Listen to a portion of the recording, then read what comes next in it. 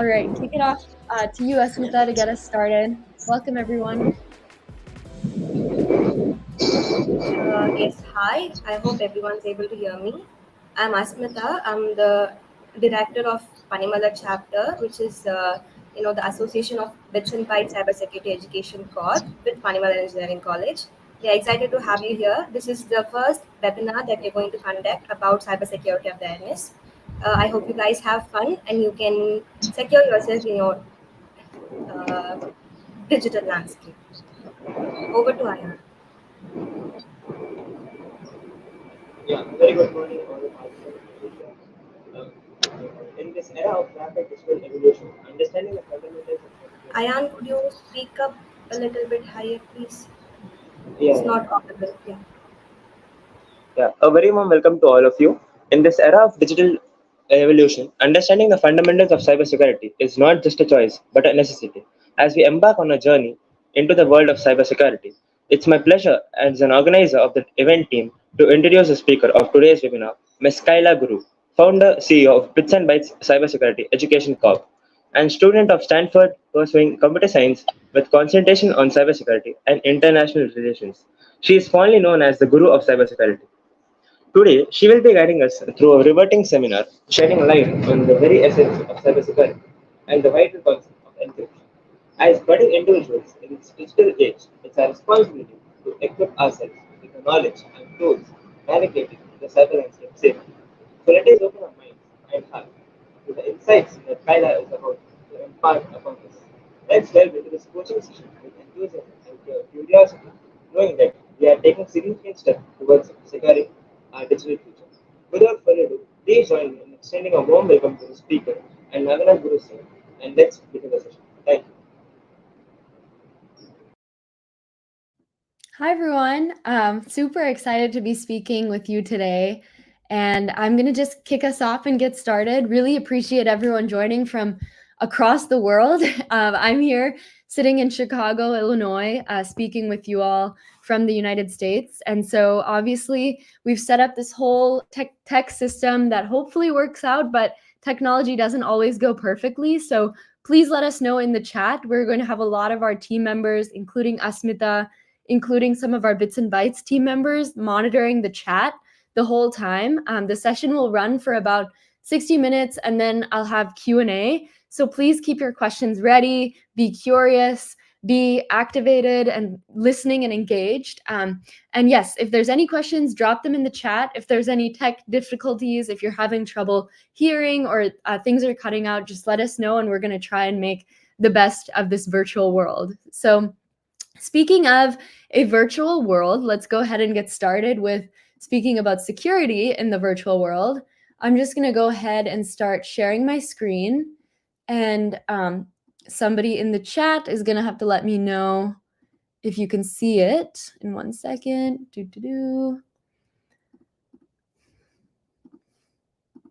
All right, cool. So can everyone see my screen? What is cybersecurity?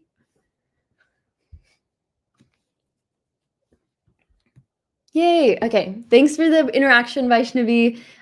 We love interactive participants. There's going to be a lot of interaction during this webinar. And at the end of the webinar, if you stay the whole time, if you registered your email, you will be receiving a certificate.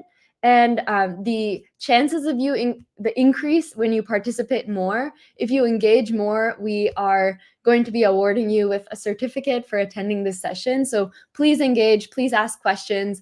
Text in the chat your reactions to questions.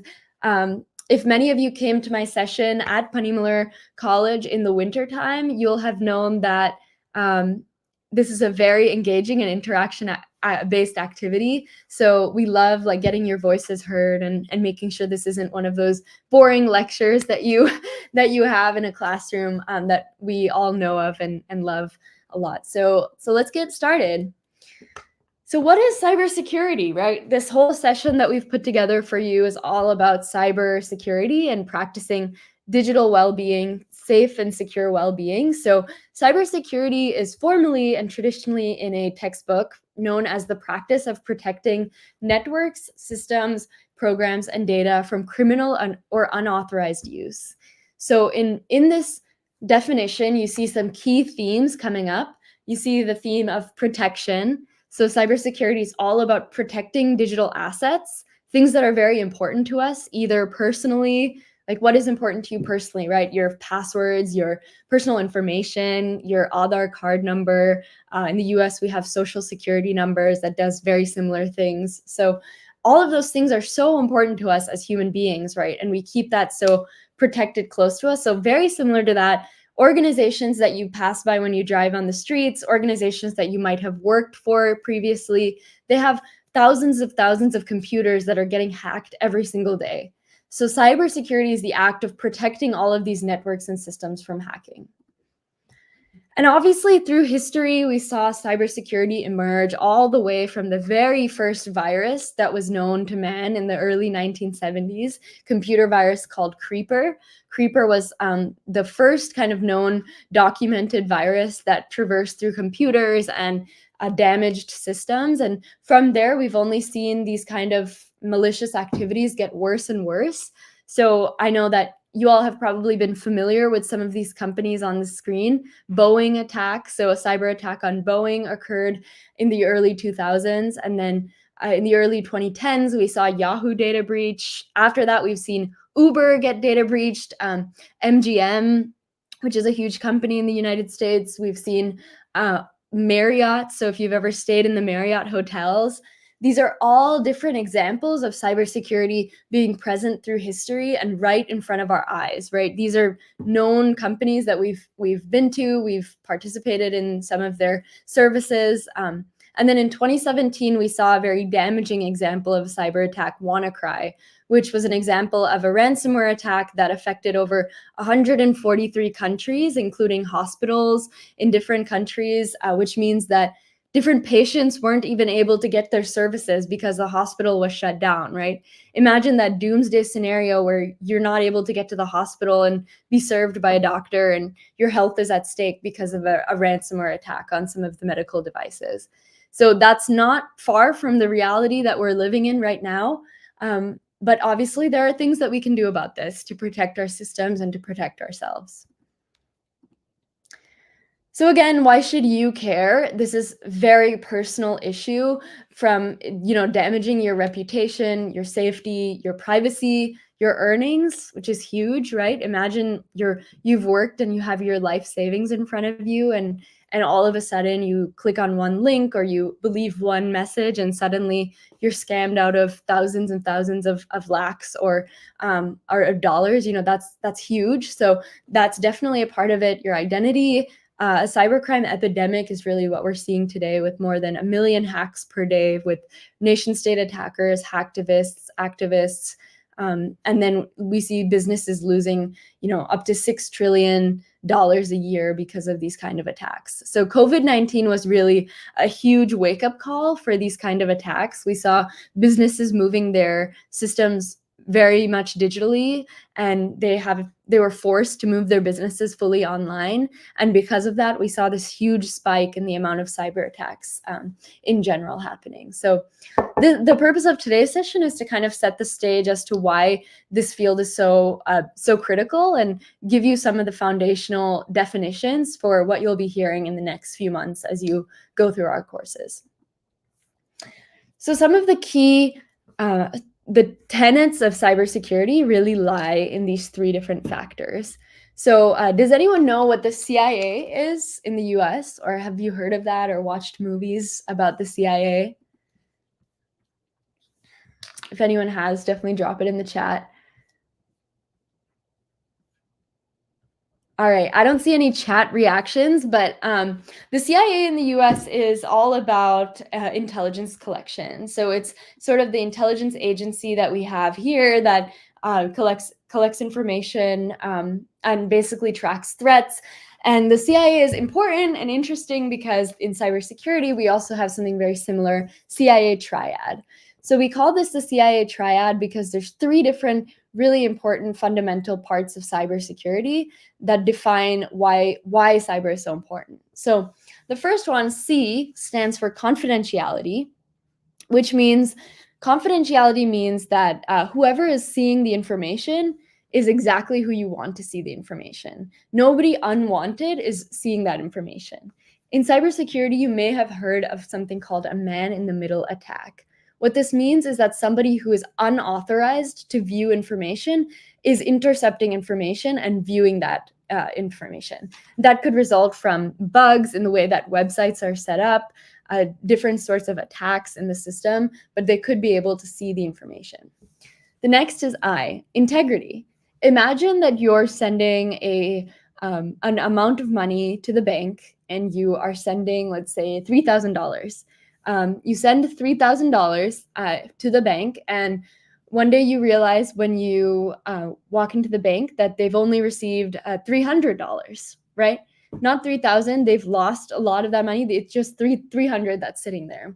That means that the integrity of the information that you sent in was compromised, right? It's no longer the same information that you sent from your device. So when we think about integrity, we really think about what is the trustworthiness of the actual data that's sitting there. And lastly, we have availability. So the best example I give here is, imagine you're watching a YouTube video, you're watching this live stream, or you're watching a Netflix video, and all of a sudden you just see the screen go black.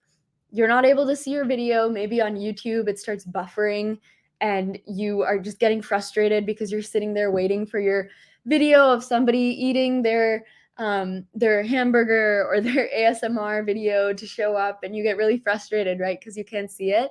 Well, that's a compromise on your availability of information. You're not able to see that information. It's not available to you as a viewer. So this is all of what, when an attacker is thinking about hacking a different company or thinking about a different threat, they're thinking about compromising the confidentiality, integrity, and availability of information.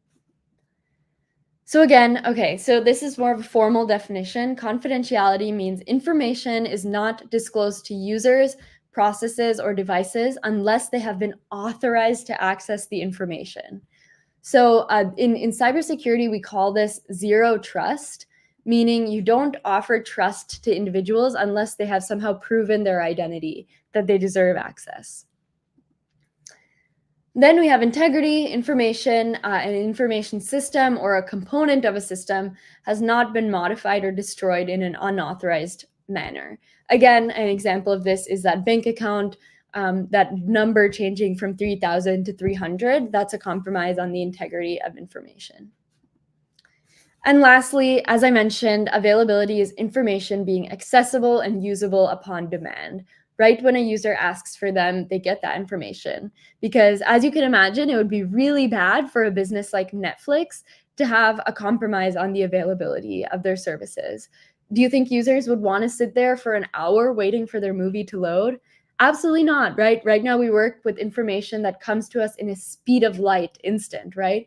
And if it doesn't, we get really frustrated. We leave the service, right? It would be really bad for their business if this was compromised. Cool. So now I want to play a little game. As I said, this is a very interactive session. So if you're sitting here just thinking that you're going to be hands off of keyboards, eating some popcorn, you're absolutely wrong. We want you to join in and share your brilliance. So which one is breaking the CI or A? So want you to say number one, if an email never arrives to your inbox, is that a compromise to the confidentiality of information, the integrity of information, or the availability? I wish I had some Jeopardy music to join in on this, but does anybody have an idea in the chat? One is integrity. Okay, cool. One, I'm seeing a bunch of ones, seeing some threes. Okay, so does anyone want to be a tiebreaker here? And okay, I'm seeing a lot more threes now. No two. I see 1, 2. Does anyone who said 3 want to explain why, or maybe say a few words as to why they think it's 3? I guess, yeah, I also should clarify that 1, I guess I'm not sure which is like 1. Yeah, I guess 1 is C, 2 is I, and 3 is A, we can say. So 1 is confidentiality, 2 is integrity, and 3 is availability, it seems. Yeah, I think somebody clarified that in the chat too. Thank you. I can show your show your response here. So cool. So nice. So it seems like we reach a consensus. This one I will share with you all. The answer is availability. So a lot of you seem to get it right in the chat by saying 3, which I'm guessing corresponds to A. Well, 3, availability is exactly right. If an email never arrives, that's obviously compromising the availability of that information to the intended recipient, which was you. Number 2, the email arrives but was forwarded to random recipients. So this time, I think what I'll do is I'll put the number, or like I'll put the answers in the chat, and then if you can just react to which one you think is right for this one, that might be easier to track if we're understanding. So please, I just put, you'll see Kyla G with confidentiality, integrity, and availability. If you can, just like, you can react to it. So just react and show that, please. Yeah. Okay, a lot of C's, I think. That's what I'm seeing. Okay, cool. Somebody reacted to I. Somebody said integrity.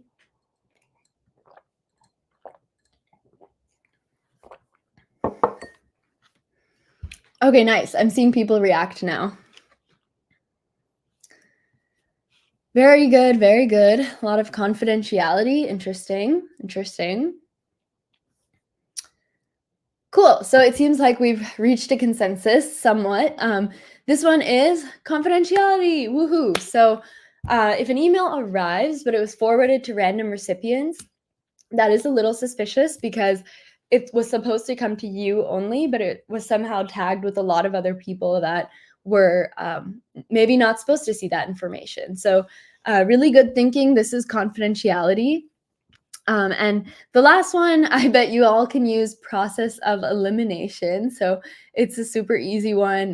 The last one is the email pretends to come from a legitimate source.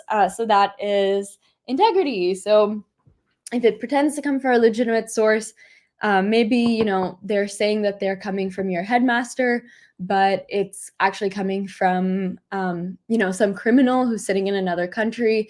That's compromising the integrity of the information. So good job, guys. That's the first interactive activity. Thanks for participating there, and we'll keep going forward. And there'll be a few more, I think. Cool. So this is sort of like a general statement, but I sort of shared this when I came to Panimalar College before, but basically cyber is all about securing the CIA of information, this confidentiality, integrity, and availability, right? These are the main basic tenets that define what this field is about. And there are over 3.5 million jobs that are simply focused on this CIA triad. So it's a really growing field, very fast growing. So it's really exciting to see some of the new jobs. And you truly are a superhero, right? It's working with a really high impact mission of securing the integrity of information and the availability. And yeah, definitely needs some more diversity too. There's only 24% women right now in the field. So we know that we need to boost those numbers up too in the future. These are different jobs that really focus on the protecting of CIA of information. So there's security engineer, which is a traditional, if many of you are studying computer science, you might have learned about, maybe if you've taken a security class, you've learned about things like buffer overflow attacks or ROP attacks. Those are all kind of the basic level of attacks that you learn about and you work on securing as a software security engineer. Same thing with software security developer. You're either developing software that helps the security team. So you're traditionally just a software developer, but you're helping the security team with new tools, or you are helping, build products in a more safer way. Cryptographer, which flows really nicely into our second topic of the day, encryption. So we'll be talking a lot about encryption coming forward. So stay tuned for that. Security consultant. So that means that maybe you're more interested in the business angle. And you are fascinated by that. Awesome. So, okay, wait. I just want to make sure everyone can still see. Yeah, everyone can still see my screen, so that's great. Pen tester, which is definitely more focused on, again, the CS part of it, the computer systems part of it. You're working at the low level to really hack into technologies. Ethical white hat hacker, super similar. You're also working to report vulnerabilities on technologies.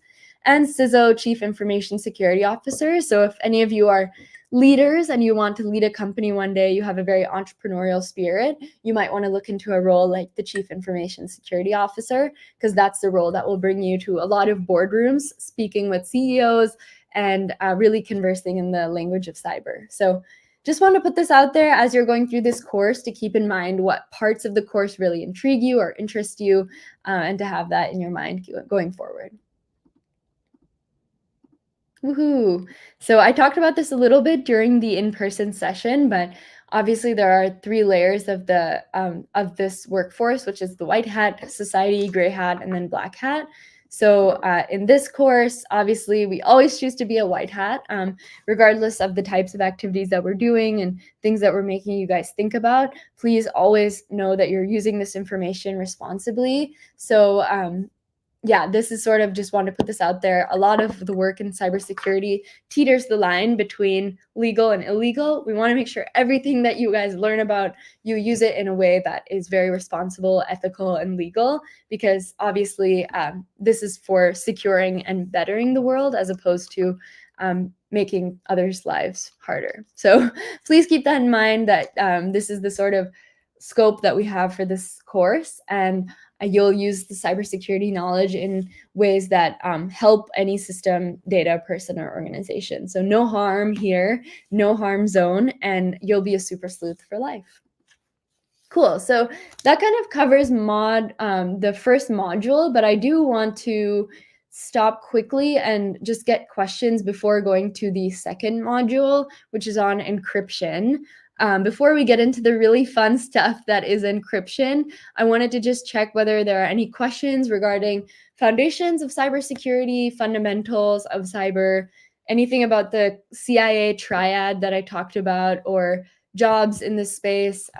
Yeah, you've officially completed part of module 1. I will say that this was very condensed because we only have a little bit of time together. So if you want to kind of get the whole experience, my team will then put in the chat the link to our course, which is offered on oneintech.thinkific.com.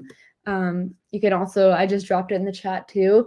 And from that, you'll see the whole activity that we offer. Because this is more of a webinar style, we're not able to do the activity with you hands-on today, but giving you a taste of it as much as we can. But yeah, before we hop on to the second encryption series, does anybody have any questions before we move forward? Okay, I see one. I'm just going to pin it up here. Sundaresan asked, where can we start our cybersecurity foundations? Awesome question. Well, a quick plug is you can definitely start with taking our courses. They're free, accessible, and we want you all to have access to them as a part of this session. So definitely look for that and log on and register. Other ones that I'll say is, honestly, Google is your best friend. If you Google like free courses, so it depends on what you're interested in really, but I've heard of different websites. If you go to tryhackme.com, tryhackme is a good one. I'm going to send these all in the chat as I'm saying them. Tryhackme.com. Malware Unicorn is another good one to try and learn things more on the reverse engineering side. So that could be cool. And then in general, I think just taking a course, like I think a lot of actually Stanford's encryption courses are offered on YouTube. So if you are interested in what we're going to talk about in a few minutes, then definitely look for that too. Cool. So the next question is, what are the jobs used to help in cybersecurity workshop? I think I talked about the jobs a little bit, but generally there's actually a lot more jobs than you would think in cyber. I think a lot of people just traditionally think like a hacker who sits in the basement all day wearing a hoodie in the dark light, doing their hacking, but cyber is so much more than that. There are cybersecurity lawyers and engineers and policy advisors and consultants. So if you're sitting here interested in business and you don't know what the heck you have to do with cyber, I'm telling you right now, there are so many good jobs that are in cyber consulting. So many companies are needing help with understanding where cyber fits in their business model. So there's really a role for everyone. And I think that's the exciting part about cybersecurity. What are threats of CIA? So I talked about this a little bit. If it's still confusing, please do register for the course. It's confidentiality, integrity, and availability. And that's really defining the foundations of what cybersecurity is. Ooh, this question by Jaya Prakash is actually very related to the next section, which is what are key cryptographic algorithms and techniques cryptographers experience in designing, implementing, and analyzing. I will say that nowadays, people don't really design new cryptographic algorithms. I've heard that generally the consensus is that don't try and design something that's completely new, because it's really hard to design a very secure new encryption algorithm. There's many out there that have been tried and tested. I'll mention RSA is one of the ciphers that is very trusted in general society today. So that's one. And then it really depends on what you're looking to do. But to name a few, like there's also hashing algorithms. So SHA-256, MAC. If you look these up, it'll probably be a better definition, but there's a lot of them out there. And I would say if you're a developer and you're looking to build a new app or something, definitely look at ones that are easy to kind of like import into your project and use. Cool. So I'm just going to answer, I think, one or two more, and then we're going to hop into the next session because I want to leave some time for Q&A at the end as well. But let's see. Oh, awesome. Thanks for sharing, Aishwarya. If you guys have good cyber resources, please do share in the chat. It only is helpful for other students. This is a good question. What does XSS stand for? XSS stands for cross-site scripting, and that's actually a web attack. So if you're interested in web attacks, I would suggest you look for more resources on that. But and a cross-site scripting attack is actually pretty severe, and it's like a very basic vulnerability that a lot of websites don't always secure for. Let me see if there's like any resources I can provide on that.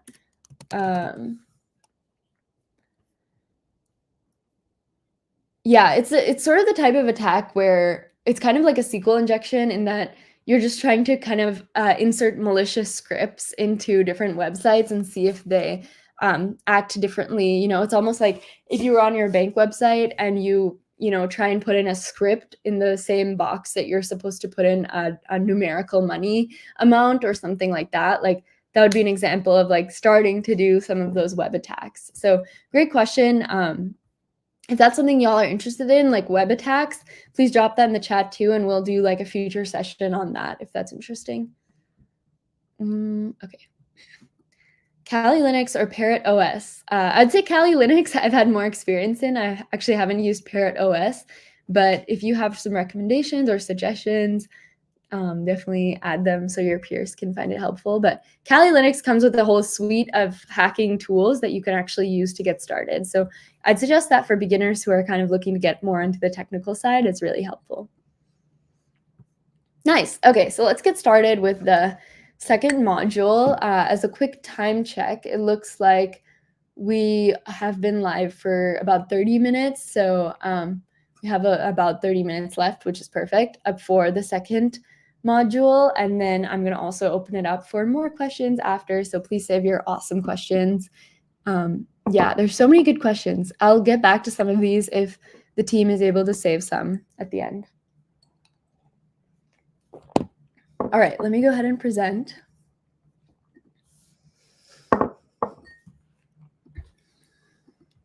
Nice. Cool. So if y'all can see this, this one is about encryption. So module 2 is about exploring encryption.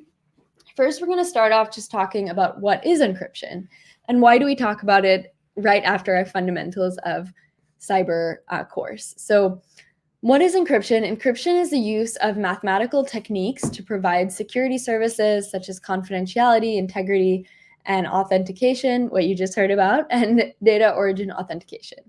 Decryption is the process of restoring or uncovering the plain text from the ciphertext. One thing I hear often is like, is cryptography the same thing as like crypto? Like what you hear as in like crypto bros or crypto world. It's common misconception. It's not the same. They're quite different, but cryptography is the study of encryption and decryption as a part and means of securing information, as opposed to crypto, which probably is talking about Bitcoin or one of those other new coins out there. So definitely, yeah, make sure to get your terms right when you're talking about encryption. But when you're talking about data, you see two different terms you'll see often are encryption and decryption. Encryption is turning that into that ciphertext. Decryption is going from ciphertext to plain text. So you can see an example here. This might be an example of ciphertext, little like gibberish thrown in there, and then this might be an example of what you would see converting ciphertext to plain text. Cool. So encryption is all about ciphers. So a cipher is an algorithm used for encryption or decryption. It's typically a set of steps that are followed as a procedure to encrypt information. So there's many types of ciphers. If you get into cryptography, you learn about block cipher, a stream cipher. These ciphers are generally just like developed on top of each other. So one of them will come on. So like there's something called a one-time pad is kind of where we started. And then you'll see this kind of evolution of ciphers as you go on in history, because people just realize like, oh shoot, this cipher has this specific bug or it's not secure for this reason. And then they'll move to a different type of cipher. So why encryption? Encryption is super important because it's basically the foundation of the way that we communicate on the internet.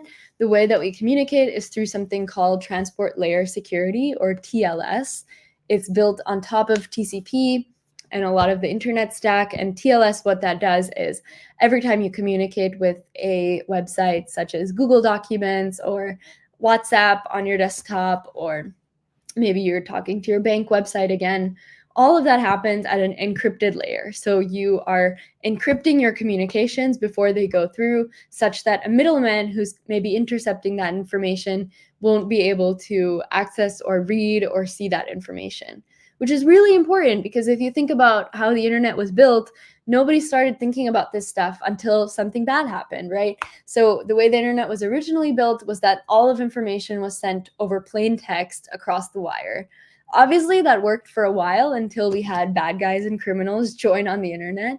And then we had to think about, how do we actually encrypt this data so that we can protect information. So does anyone want to take a guess actually what CI or A encryption mostly connects to? Which it might be, it might be like useful to know kind of where does encryption fall in the CIA triad. Yeah, if anyone has any guesses, please drop them in the chat.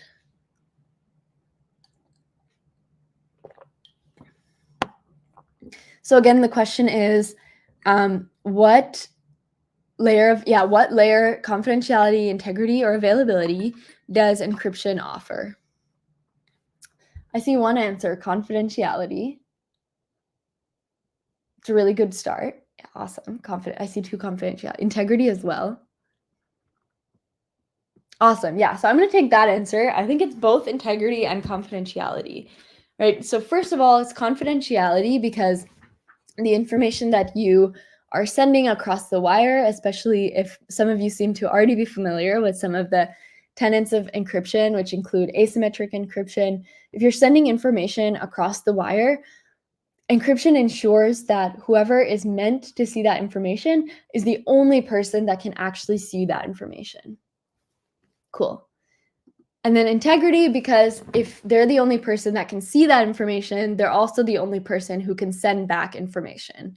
So they're not able to change, nobody's able to change the message when it's in flight. Nobody can change it as a middleman. It has to be the person sending the information and receiving the information that is able to alter it. Cool.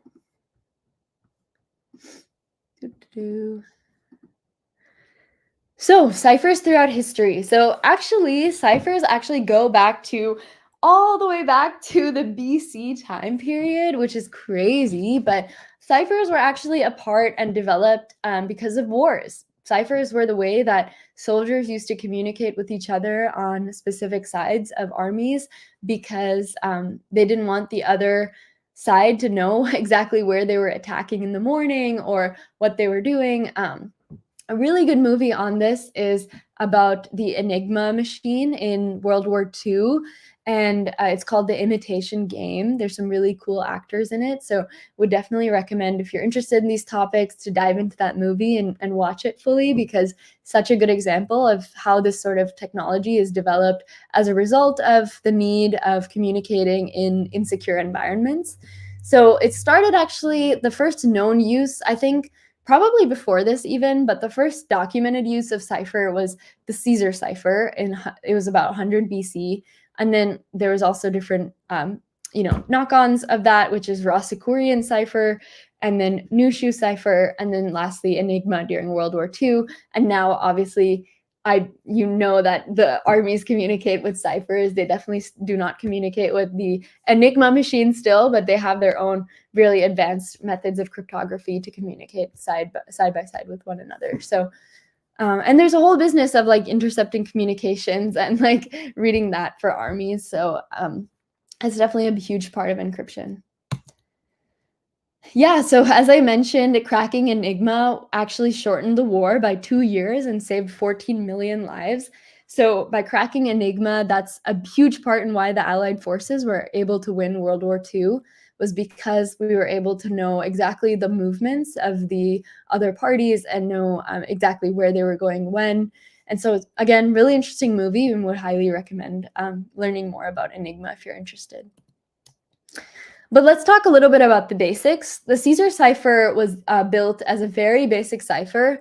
Please do not use this cipher now, because it's actually probably the most insecure way you can communicate, besides using plain text, maybe the second most insecure way. So the Caesar cipher encrypts text by shifting the alphabet by a particular amount of letters. This process offers 10 billion options for computer cracking.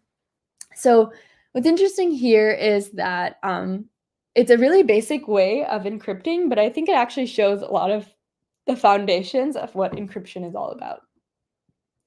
So here's an example. The plain text here is encryption is fun, and the ciphertext is FODSZQUJPO exclamation. So does anyone want to take a stab at what the key is for this cipher? Tough question if you've never seen something like a Caesar cipher before, but if you have, then you probably can take the lead here and help out other students. So plain text to ciphertext. This one's, I'll give you a hint, it's like pretty easy example. So if you kind of notice patterns in the way the letters are in the ciphertext, that might be a good place to start. Does anyone want to take a stab? The key here, well, also I'll give another hint. With a Caesar cipher, the key is always a number. Just one number. Actually, it could be, 2 digits or whatever, but it's definitely just, one number. So it seems like Gokul's on the right track. So yeah, okay, a couple of people are getting it. So I see a lot of ones. So the key is 1 here. So if you all notice correctly, you can see that each letter is being shifted over by just 1 digit, right? E turns into F, N turns into O, C turns into D, and so on and so forth. Caesar ciphers, can you believe that this was actually a way that they communicated in the war? But to give them some grace, it was the very first method of encryption that they came up with. So they didn't have anything to work off of, right? They just said, okay, let's build our, almost like 2 best friends on a playground, build their own secret language to communicate with each other so nobody else knew what they were talking about. So pretty impressive that Caesar just said, we're going to do this during wartime. But at the same time, nowadays, if you look at this and consider the implications of a hacker doing this, like it's a fairly insecure form of encryption. Cool. So let's see. Okay, cool. So another example is AQW CTGC EKRJGT UVCT. Here, the plain text is also given. So wanted to also quiz you guys on what you think the key is here.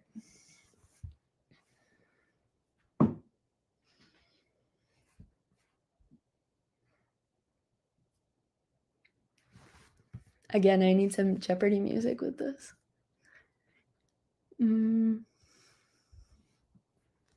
Nice. Okay.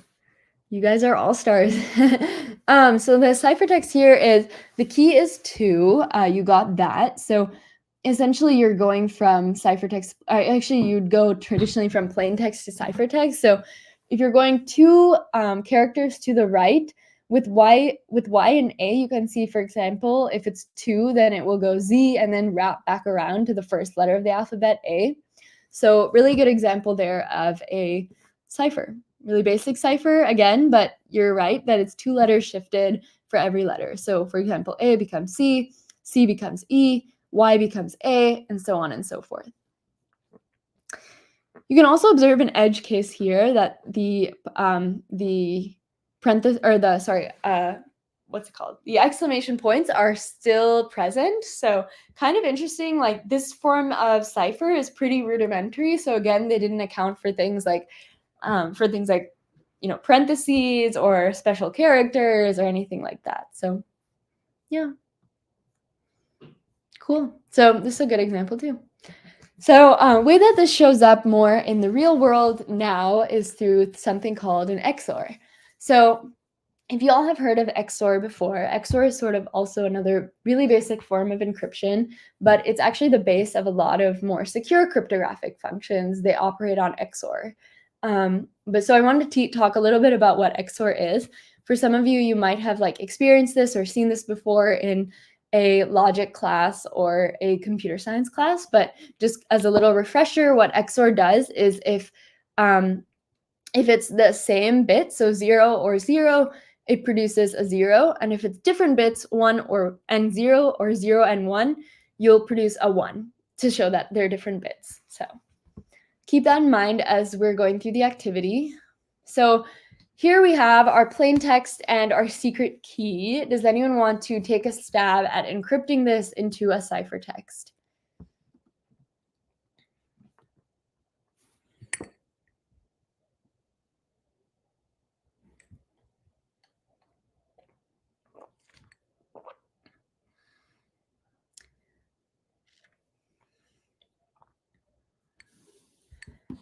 So the answer here would be a combination of 0s and 1s.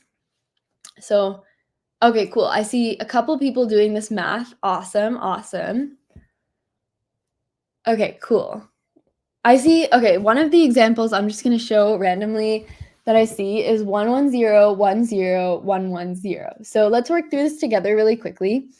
0, 1, that is 1. They're different bits. 0, 1, again, that's 1. 1, 1 is 0. 1, 0 is 1. 0, 0 is 0. 1, 0 is 1. 0, 1 is 1. And 1, 1 is 0. Awesome. So lots of people got this right. Amazing job. This is what a traditional kind of XOR function would look like in a computer. A lot of times when you see really complicated cryptographic algorithms, maybe the something is private about it, but the basic math is usually the same. It's something to do with XORing. So let's do the opposite. Yeah, you guys got it right. 110, 10, 110. Okay. You might have seen the answer, but let's decrypt this one together. So there's the ciphertext and there's the secret key. So does anyone want to take a stab at decrypting this one?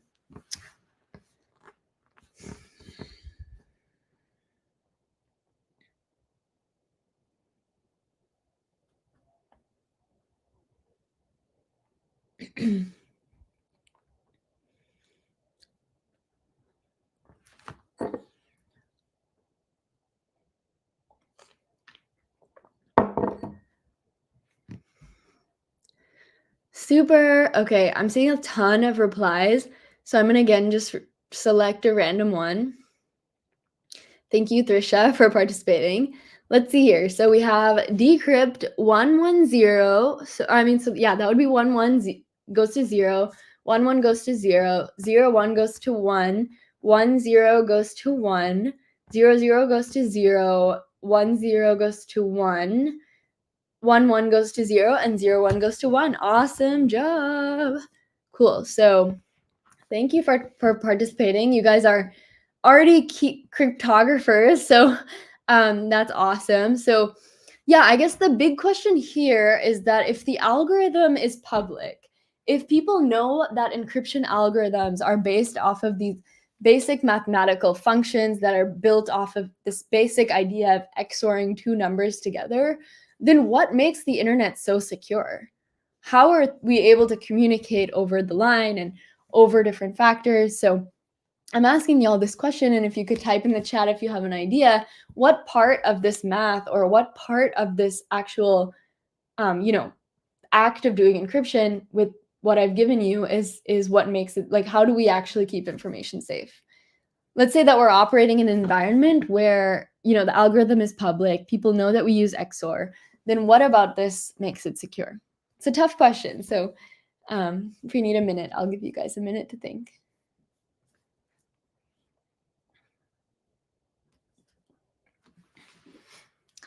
Awesome. Cool. I'm seeing some replies.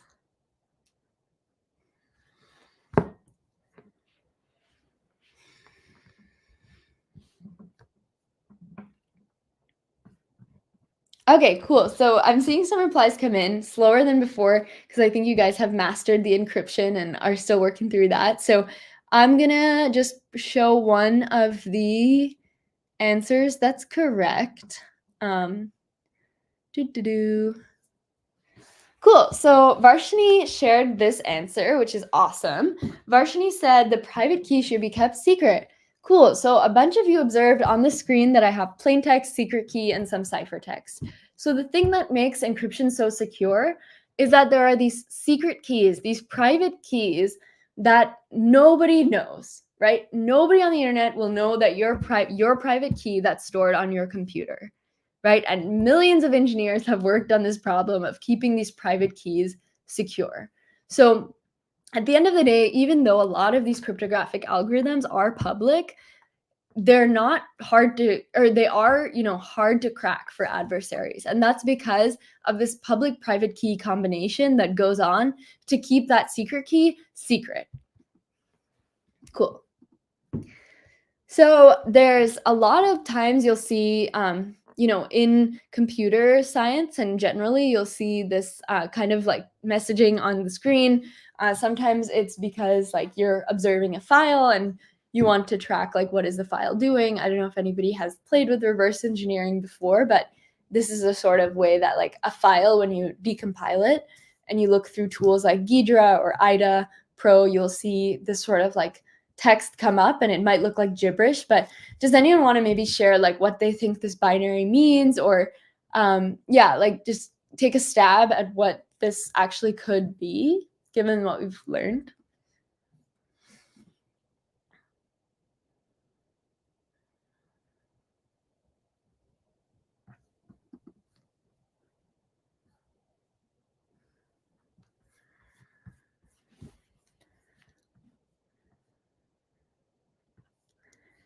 Okay, so I think this is a good place to start. Somebody said combination of zeros and ones. That's a really good place to start. So binaries mean combination of zeros and ones. That's definitely true. What we're seeing on this screen is called hexadecimal. So hexadecimal is the base 6 representation of binary.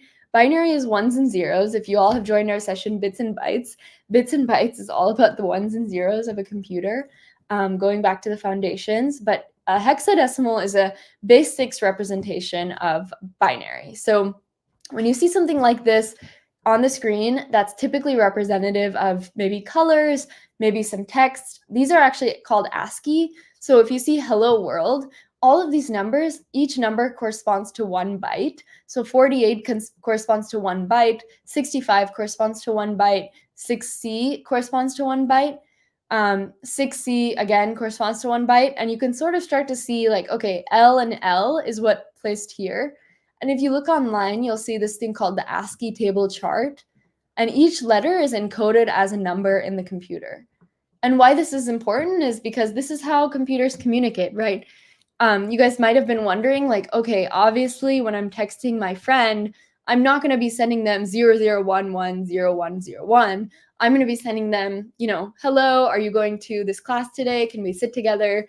Messages like that, right? And how does that actually become these zeros and ones that our computer knows to encrypt?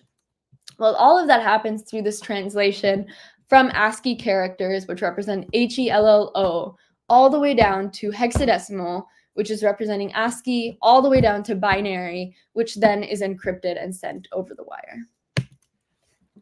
Same thing is done with colors. It's not just with letters. So red translates to this number, green translates to this number. If you guys have played with RGB values, red, green, blue values, if any of you are computer graphics nerds who play around with color values, this is all of about what that is about. So red represents RGB. It means that the red color is turned on, but the green and blue are not. Similarly, green and blue are the same way. So this is sort of the way that colors are represented. So when you see a beautiful screen of graphics, just know that the zeros and ones are really what's making those graphics so beautiful underneath. Great, so we're almost coming up on time and I want to leave some time for questions. So I definitely do want to just get to, why is this important? Why are we talking about this, right? Encryption is super important because the internet is a public and open system that everybody can participate in, meaning it's good people, it's bad people, it's adversaries who want information. The way that people have described encryption to me that has made sense is that it's basically trying to find a way to communicate in a compromised environment. Consider yourself on the internet already compromised, right? The systems are public, open, adversaries are hacking all the time. How are you able to communicate with others given that it's already a compromised environment? And that is done through encryption. Encryption is the basis of how we communicate safely and securely, and it is how private information is transported across the internet from you to your friends, family, your bank, to Amazon.com when you're making a new shoe order. That is how the communication on the internet works.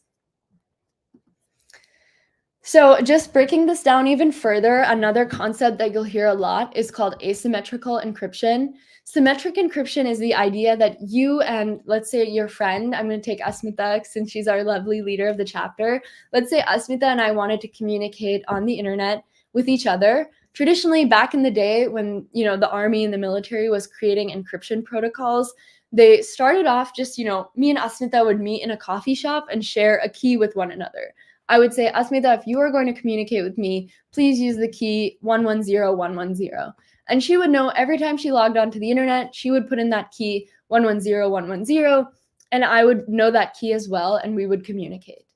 However, as time passed on, as we saw with the Caesar cipher, more and more attacks happen on the internet. People realize, like, okay, Asmita is all the way in Panimalar College.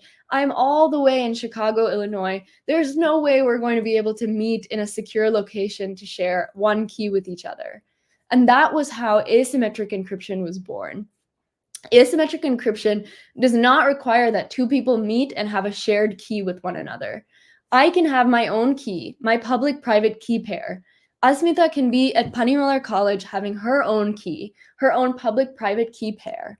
And we can suddenly just exchange public keys, keep our private keys secure, and suddenly communicate on the internet with each other, which is a pretty magical way that encryption happens now, that one person can kind of send this information over the wire and it can be done securely. So asymmetric encryption is really the basis of how modern day internet encryption happens. And actually, a lot of times the encryption protocols nowadays are a mix of symmetric and asymmetric encryption, but symmetric encryption happened before, then we transitioned to asymmetric as a result of observing the vulnerabilities of symmetric encryption. So what does this really mean when you log on to a website? Has anybody ever seen the HTTPS sign on where it says, like, if you use Google Chrome, you might have seen a little lock icon and it says HTTPS. Sometimes you'll go on HTTP websites and it says, hey, be careful, this is an unencrypted website. And all of us, because we want to get to that pirated movie or whatever we're trying to get to, we just click, okay, it's fine, I want to get through.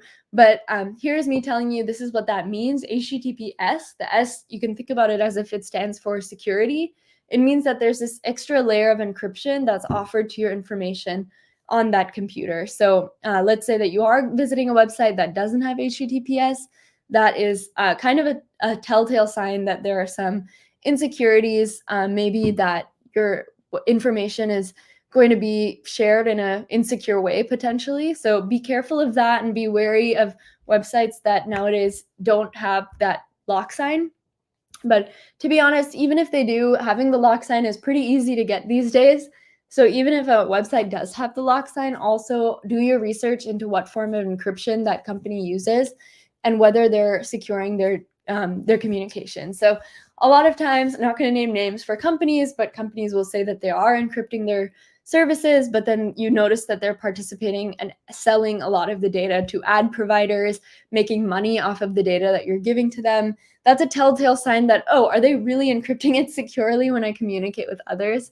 So think about that when you're using services. If you're really concerned about this, or if you have a reason to believe that your identity has been compromised, then use services like Signal that are very, very highly encrypted, and that's the sole reason they operate. Signal, for example, is a nonprofit company, so they actually don't make any profit outside of having donations come in. So it's really up to you. I've heard different people choose different ways of involving encryption in their life just based on who they are and what they do. So take that into mind and keep that into consideration. The other thing I'll say about encryption is that obviously encryption allowed for us to have a very secure environment.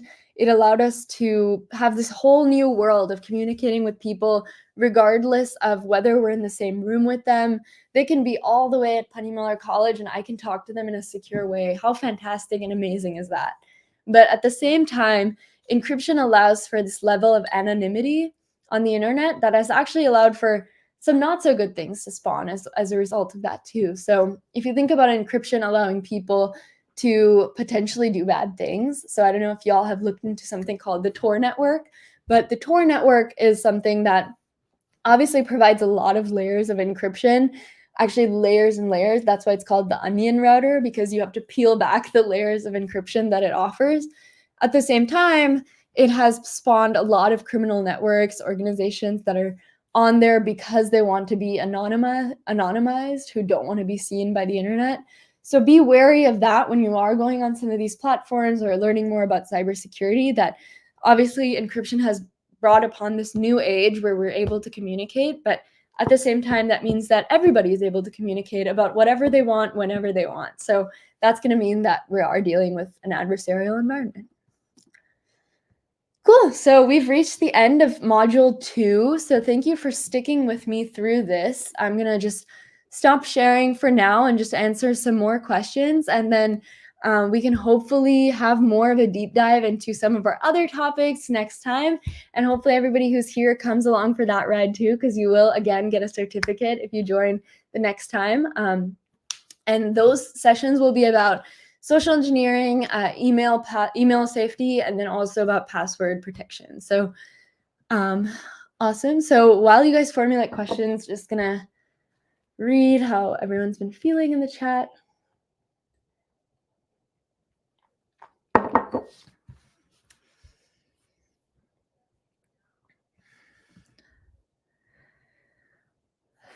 Okay. Okay, I'm definitely gonna miss some questions because I'm looking at so many of them, but if you have a question, please pass it in the chat right now. I think we have a couple more minutes left in our session today together.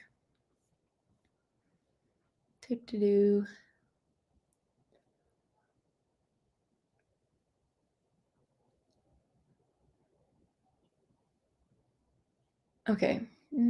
If any of the team sees questions, feel free to pin them. I see this one. We can start here. What are some practical ways that students, those studying computer science, can begin to understand encryption techniques in projects and coursework? So really good question. I sort of addressed this in the middle as well, but the best way to do it is to look into encryption algorithms that are really famous and popular, that are used in a bunch of technologies. So you can probably look up famous encryption algorithms, and you'll see, you know, triple DES, AES, RSA security. Those are different ways that products that you see and love and use are probably using their security, and a lot of them will have, like, you know, libraries or APIs that you can call to. So that's a way, if you're studying computer science and building things, that you can actually make use of some of these existing secure algorithms. So that's one. And then I'll say in general, definitely just learn about these things, right? Like, there's a lot of change that happens in the field a lot. So, you know, if you're reading about it and learning about it, that's a great place to start. I think awareness is the biggest issue now. HTTPS is actually keep the messages encoded from any attacker. As I mentioned, it's not necessarily a foolproof method. Attackers definitely, like, websites that are spoofed all the time have that HTTPS sign. But I will say that if a website does not have the HTTPS sign, that is definitely a red flag, given that, you know, it's a fairly easy thing to obtain now, and people should, you know, respect your privacy of information and encrypt your data in transit.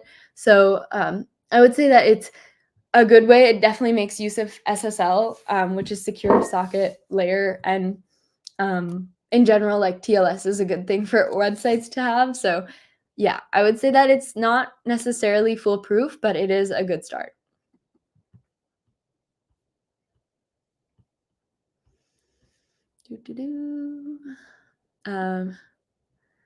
Cool. So SOC in security. So I didn't really talk about this as a job option, but in security, there's also something called a security operations center, meaning a SOC. And you'll see a lot of entry-level jobs that relate to working in a SOC. I can tell you a little bit about what that day-to-day would look like. A lot of companies now use something called an SIEM, or a security incident and event management platform. A SIEM is also what you might hear.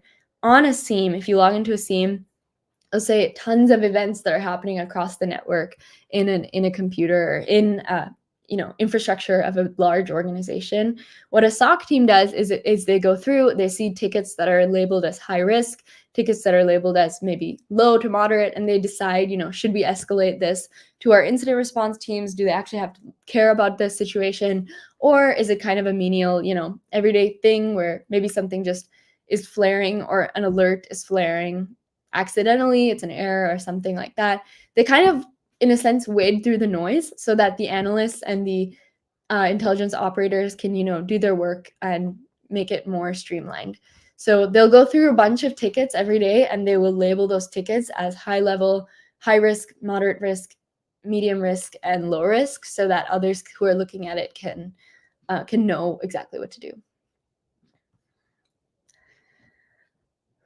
All right, so I think we have time for a few more questions. And then I'm also going to pin the feedback form that Asmita has made, so that you guys can tell us what you want to hear about next time in the session. But this question is about quantum encryption. I'm not a quantum expert, but I will say one of the interesting things about it now is that the US particularly, I'm sure this is happening across different countries, is interested now in making what they call quantum resistant algorithms, meaning when you think about encryption, I think you're getting on the right track, that if you have a supercomputer that's able to crack algorithms, or to build algorithms that crack encryption algorithms at a high speed, or you have this, you know, supercomputer that does this job for you, obviously it's going to make encryption, like the job of encryption, a lot harder. So now what companies are looking to do is create quantum resistant algorithms, quantum resistant encryption, so that, you know, even a quantum computer and that algorithm won't affect you know, the encryption scheme that you've used. So it's a cool and interesting and emerging space. I'd recommend you look further into it if you're interested. This is a good question too, very timely. So I'll answer this. Like, what can we do if AI becomes more intelligent, that it can be able to hack? So right now, I'd say that AI is probably, you know, like in the early stages of becoming an intelligent machine. And obviously the videos that you see on YouTube and the internet will really hype it up and kind of show the mega monster maybe that AI can become and things like that. But I think the way that this can be helped is that if we use AI on the defensive side as well. So if we're using AI to become smarter as analysts, as engineers, as intelligence operators, then we're able to really wade through that noise faster and really get to the incidents that matter. And we're also able to hack faster. Maybe we can design AI systems that give us penetration testers or ethical hackers more of an edge and see where we can begin in a system. So I would recommend you to think about ways also that, if AI is advancing on the adversarial side, if you're interested in that, look into ways that the criminal underworld has made use of GPT. There's a lot of I think there's actually an OpenAI article on that. Here, I'll drop the link in the chat. It's quite an interesting read. But so look into this. I just dropped the link in the chat. It's an OpenAI article. I'm putting it here as well. But yeah, they're definitely using AI. So I think as defenders, we should also use AI. But I think the key is figuring out where to do it, because security is such a high stakes game that you don't want to implement an AI system to completely take the human out of the loop, because that would be very dangerous. Let's say if AI misses an event that's very severe, or let's say if AI actually says oh, this event is really severe, but it was a false positive, that would be very dangerous. So I think we're still trying to figure out what's that balance. Okay, cool. So I think that is sort of reaching on time. So I want to, again, just pin the survey form here that Asmita has put up. And then, Asmita, no need to come back on camera if that's troubling, but definitely want to hear your voice again, just to, thank everyone for coming and maybe say a few words about the survey form or anything else before we jump off. Yes, hi, Kayana. It was a very informative session. I had a good time, interacting with all of the participants, and it was very nice. And guys, be cool to fill the survey form so the next webinar can be even more better than this time, and we can have a better time organizing it. If you have any more questions, I think we have another 10-15 minutes. You can post it up in the chat box. Awesome.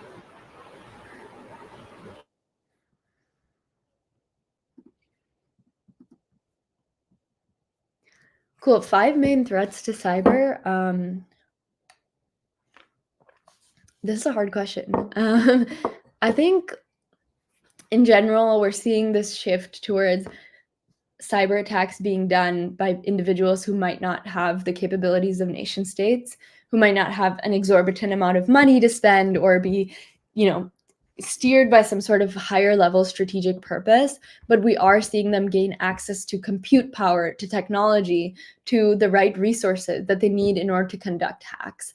So basically what I'm saying is that we're seeing a greater democratization of cyber attacks, cyber attacking skills. So what I would say to that is I think we just need to, as a society, number one, breed, ethical children, ethical hackers that actually do this for good rather than looking for a way to make money. Number two, I think it's about understanding why these attackers do what they do. And is it because we fundamentally have, a generation that is doing this for money or doing this for some strategic purpose? A lot of what we're seeing now is hacktivism. So they're trying to send a message by defacing specific websites of specific organizations or target specific groups. So I think a lot of it is actually rooted out of very human tendencies of anger or upsetness, sadness, revenge. So targeting those, I think, will actually be sort of the powerful way to do it, as opposed to kind of cutting off one at a time, which is a very tedious and long process. But I talked about one main threat I know, but other ones I can think of are definitely the growing use of artificial intelligence in attacks. And then maybe another one I can say is just the instability in the world causing a lot of more strategic attacks. So if you look at China and Taiwan right now, that tension definitely is manifesting in a lot of cyber risk and cyber threats that are occurring. If you look at, there's a specific threat actor group that I'm going to drop in the chat called Volt Typhoon. They do a lot of targeting of US military bases. I'm going to pin this too so you guys can see it again.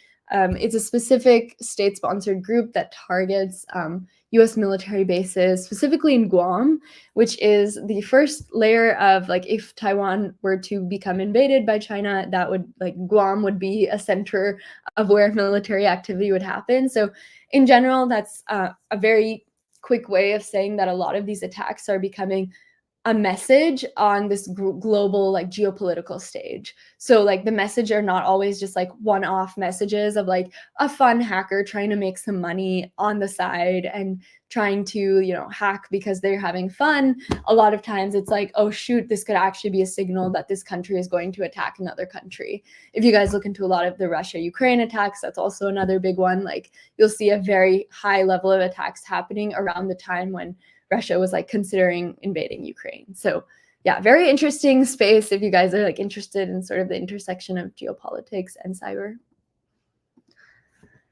Cool. So this is a long question, so I pinned it so I could read it. But in the aftermath of the SolarWinds supply chain attack, which could compromise numerous organizations, including government agencies, what strategies should businesses implement to enhance their supply chain cybersecurity resilience and mitigate the risk of similar attacks in the future? Wow. Okay, that's a loaded question. I think in general, we saw that SolarWinds was due to trickle-down effects of a vulnerability in a very, at the time, like, nobody knew what SolarWinds was. And people only started to care / know what SolarWinds was because of the attack. And that's a really dangerous thought, right? If I was a head of a company, CTO of a technology organization, and I don't even know whether we use SolarWinds as a company, right? That's a huge issue. So as a result of SolarWinds, I think companies really realize that, you know, they need to audit their technology a lot better. And they need to realize, like, okay, we shouldn't be worried whether we're using the software after we see this huge headline saying that Russian hackers are in these systems. We should be thinking about whether we use these services before, like, we even think about, you know, hiring them as a vendor, right? Like, why do we hire them and why are we customers of their software if we don't trust them in the first place? So that's sort of like a big learning and takeaway, I think, from SolarWinds. Another thing is just to realize, like, again, that strategic component of these attacks. These attackers were in US systems, global systems for 7 years before they actually conducted the attack. To think about the fact that security teams did not observe their activity for 7 years is absolutely insane, right? We think about, oh, like, obviously if there was an attacker in the system, I would be able to observe it. You know, I'm a human, I can observe these things. No, these attackers are extremely stealthy, right? They're hiding in plain sight. They hide in things that, you know, our computer runs, programs that our computer runs very normally. They might even, you know, create a new user profile that is very normal looking in our software. So I think it just was a huge wake-up call in the fact that these attacks are not coincidences. And the fact that, you know, you have to do your homework before you hire these companies to work with yours.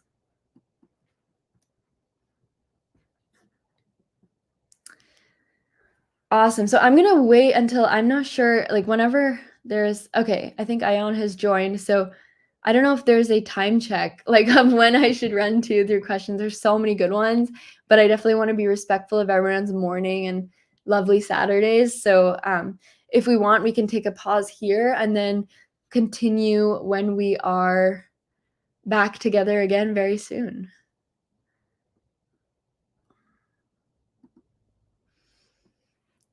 Here, I'm adding Asmita back on stage. I'm not sure if you want to do a time check or tell us where we're at. It is 10:20 a.m. in here. We have another 10 minutes. I think you can take the questions for another 5 minutes, Kyla, and then we'll move on to the vote of thanks. Sure, yeah. And actually, like, if anybody on the volunteer team wants to come up here and converse with me about these topics, would love to hear some other perspectives. I know that's kind of putting you on the spot, but if anybody has, like, thoughts, I know, Ayan, I saw you hop in here as well. I don't want to be like a mean, scary lecturer who stands here and talks to you about my ideas. I'm also, 21 years old and learning about these topics while you are. So I see my dad's hopped on here. So hopefully we get some other perspectives.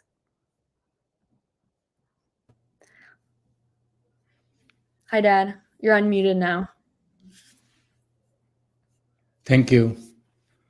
Thanks, everyone. This was a terrific event, and we are off to a great start. I want the attendees to be in touch with the Panimalar chapter, and then make this chapter a very successful one. We have a tie-up with your university and college to do more and more events. So keep in touch with us. And then as far as the perspective is concerned, I recently heard that big tech companies, I want to say it was Microsoft, that is going to India to set up a special operations, which means lots of new jobs there for artificial intelligence to prep the good guys that we are to use artificial intelligence to face the threats. India has been chosen as a special destination, and as students, keep in touch and continue the good work to make not only India but also the cybersecurity world a very strong one.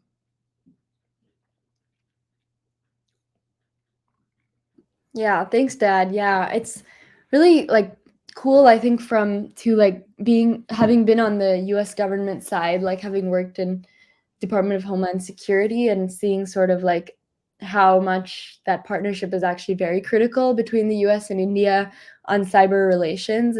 It's really interesting. A lot of what we do as a country is really focus on allowing each other to have really strong cyber capabilities, because if you guys think about intelligence and the way intelligence is shared about cybercrime and cyber activities, a lot of it is just, like, do we have friends and partners in the Indian government who are going to share that intelligence right when they have it, so that we can also, be secure as a follow-on effect of that. So really interesting. Like, a lot of what we do is like invest in developing cyber in other countries like India, so that you guys, like Indian intelligence agencies, can come back and help us in times of need, right? So cool. So that's a really good kind of setup. So when will we receive our certificates? So obviously there's a lot of you on the session today. There's over 500 folks. So we're going to try our best to get these to you as soon as possible, but I'll probably defer to Asmita and Dad if you have thoughts on this. Like, probably, yeah, we'll defer to them for exact dates.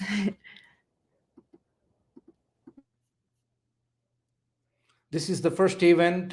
We have gathered all the information of the attendees. I'm sure Asmita and her team will communicate with everyone as to these certificates. We have to check the integrity of the participation, make sure that you are present for the entire session. The team of volunteers will check, and then the college and Asmita's team will share these certificates with you. It will be in the next few days. Cool and awesome. Thanks.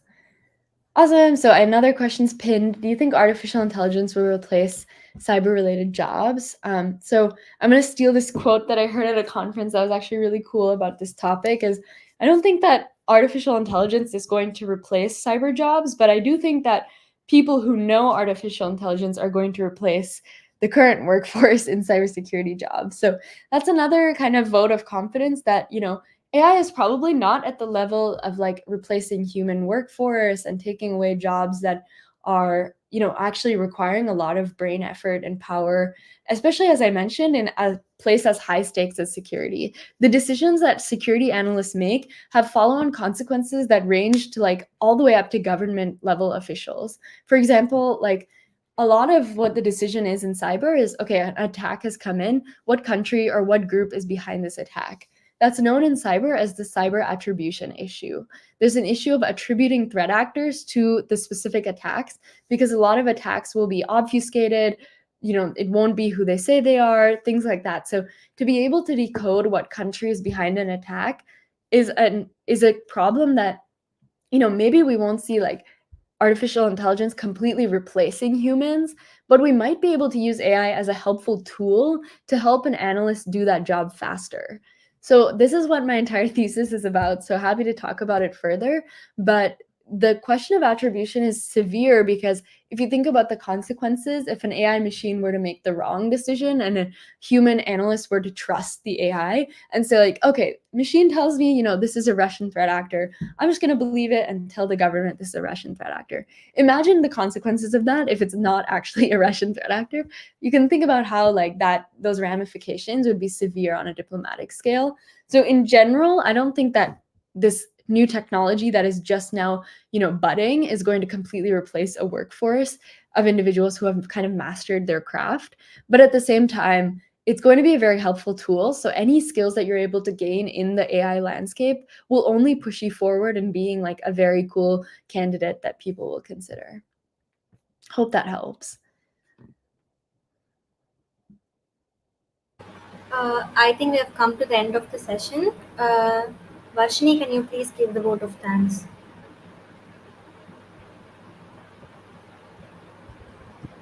Sure, Asmita.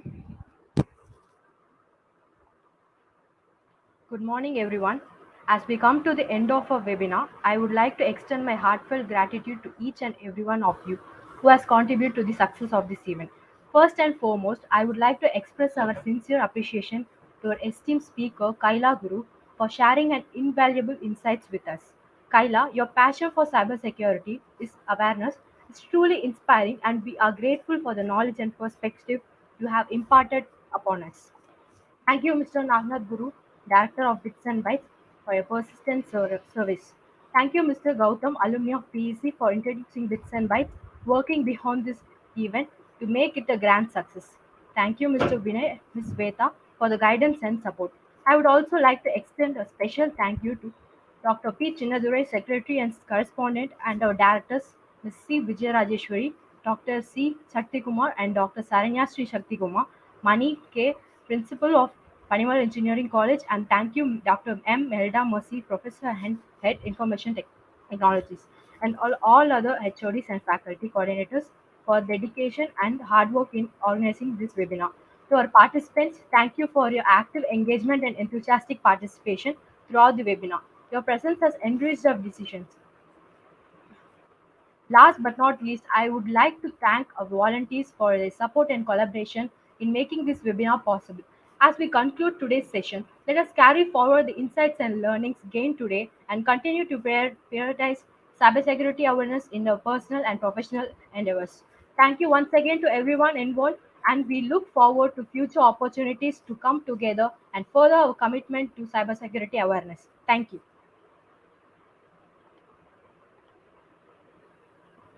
Woohoo! Thank you, Varshini. Thank you, everyone, for joining. And please join us for our second session. At the end of this, if you're able to join all the sessions, we'll offer you a very special certificate saying that you completed the entire course. This is just one of many courses. So the one certificate is cool and awesome, but we definitely want you to gain that entire experience of having the cyber fundamentals under your toolkit. So awesome. So thanks everyone for joining and have a great rest of your weekend.